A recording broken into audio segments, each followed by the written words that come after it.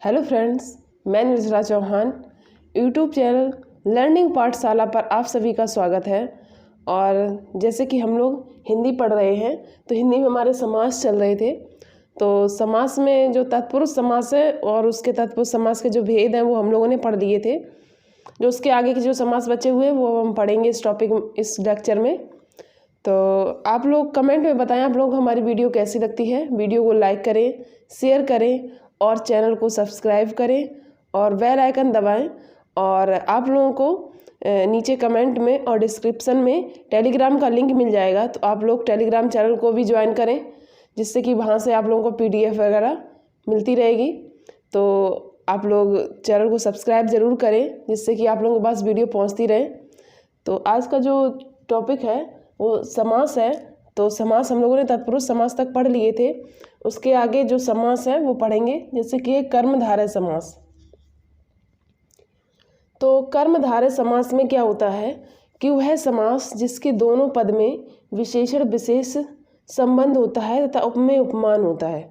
मतलब विशेषण और विशेष का संबंध हो दोनों पद में एक विशेषण और विशेष हो और उपमेय और उपमान हो, तो वहाँ पे कर्मधारय समास होता है। जैसे लाल कपड़ा, तो लाल है जो कपड़ा। यह दिया गया है विद्याधन, विद्या रत्न, तो विद्या रत्न में विद्या रूपी रत्न, तो विद्या क्या है? उपमान है। मतलब जिसकी तुलना की गई है वो उपमेय होता है। हम लोगों ने जब वो पढ़े थे अलंकार, तो उसमें हमने बताया था आप लोगों को कि जिसकी तुलना की जाती है वो उपमेय होता है और जिससे तुलना की जाती है वो उपमान होता है। तो विद्या रूपी रत्न, तो इसमें क्या है? उपमेय। विद्या क्या है? उपमेय। और ये क्या? रत्न क्या है? उपमान। तो इसमें उपमेय और उपमान है, उपमेय और उपमान है, तो ये क्या हो जाएगा? कर्मधारय समास होगा। पहले पद में उपमेय और दूसरे में उपमान है, तो ये क्या हो जाएगा? कर्मधारय समास है। फिर है चंद्रमुखी, तो चंद्रमा के समान मुख वाली, के समान मुख वाली।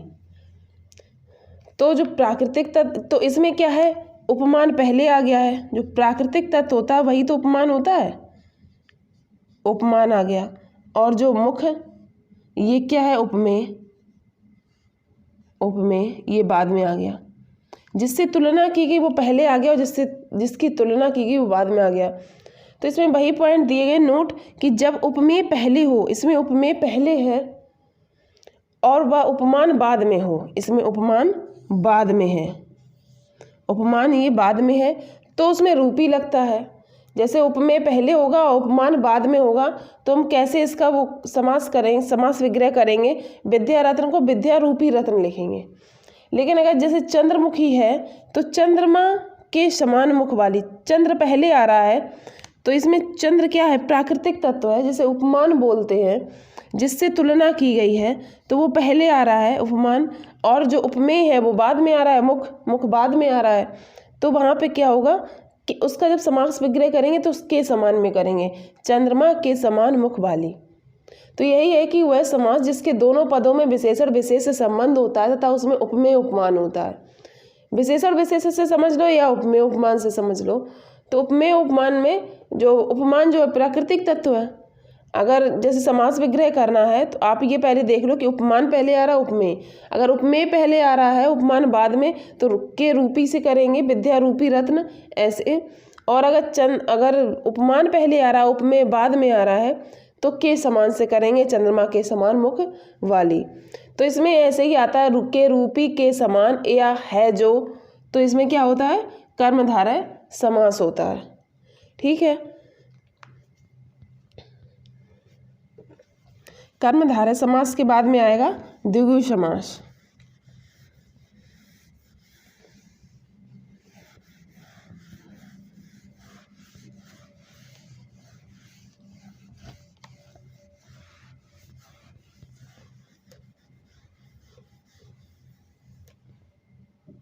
फिर उसके बाद में है द्विगु समास। कर्मधारय समास के बाद में है द्विगु समास। तो द्विगु समास में है कि पूर्व पद संख्या हो, जिसमें पहला पद संख्या हो और दूसरा जो पद है वो संज्ञा हो। पहला पद संख्या हो, दूसरा पद संज्ञा हो, तो वहाँ द्विगु समास होता है। जैसे इसमें दिया गया है त्रिफला, त्रि क्या है, संख्या है, और फला ये क्या है, संज्ञा है। तो इसका जो समास विग्रह हो जाएगा 3 फलों का समूह। फिर 8 तो 8 हो गया, और अन्य जो आना होता है वो संज्ञा होगा, तो ये जो 8 आनों का समूह। तो जिसमें संख्या आए पहला पद और दूसरा पद संज्ञा हो तो उसमें द्विगु समास होता है। इसमें जो है कि द्विगु समास के पद जो किसी देवी देवता या अन्य के पर्यायवाची हों, देवी देवता हों या अन्य के पर्यायवाची हों, उनमें बहुब्रीहि समास होता है। क्या होता है, बहुब्रीहि समास होगा।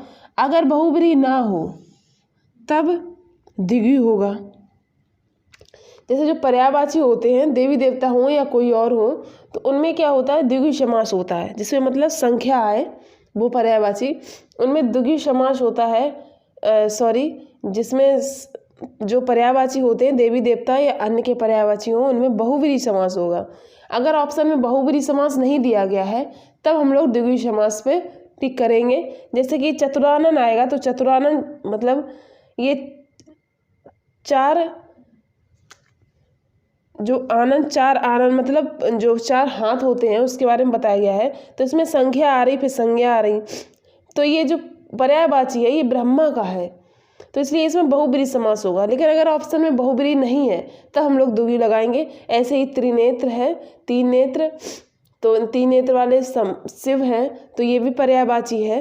तो अगर इसमें बहुब्रीहि है ऑप्शन में तो बहुब्रीहि लगाएंगे, अगर बहुब्रीहि नहीं है तब द्विगु लगाएंगे।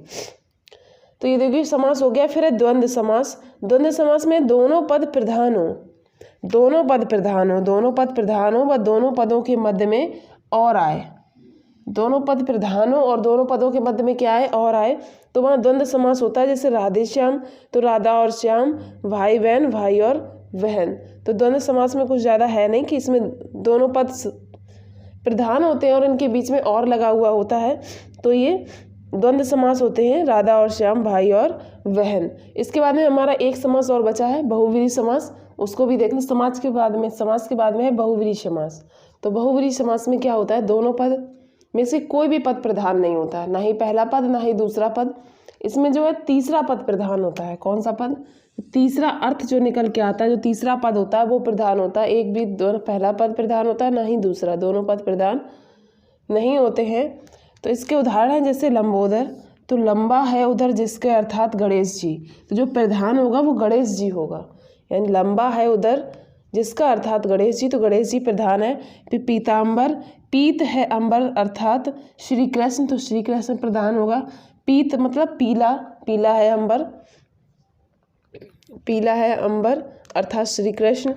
इसमें जो कहा गया, जो हम जानते हैं जैसे कि रूढ़ योग की योग रूढ़ शब्द पढ़े थे, तो उसमें जो योग रूढ़ होते हैं, योग रूढ़ क्या होते हैं, जितने भी योग रूढ़ होते हैं वो सभी बहुब्रीहि समास होते हैं।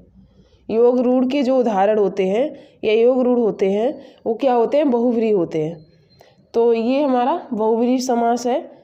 तो ये हम लोगों ने पूरे समास 6 पढ़े हैं, 6 समास हैं हमारे, अव्ययी भाव, तत्पुरुष समास, कर्मधारय, द्विगु समास, द्वंद्व समास और बहुब्रीहि समास। तो ये हमने 6 समास पढ़े हैं। तो उम्मीद है कि आप लोगों को समझ में आए होंगे, और आप लोग वीडियो कमेंट में बताएं कि आप लोगों को वीडियो कैसी लगी। वीडियो को लाइक करें, शेयर करें और चैनल को सब्सक्राइब करें, बेल आइकन भी दबाएं। और आप लोगों को कमेंट में और डिस्क्रिप्शन बॉक्स में टेलीग्राम का लिंक मिलेगा, तो आप लोग टेलीग्राम जो चैनल है उसको भी सब्सक्राइब करें।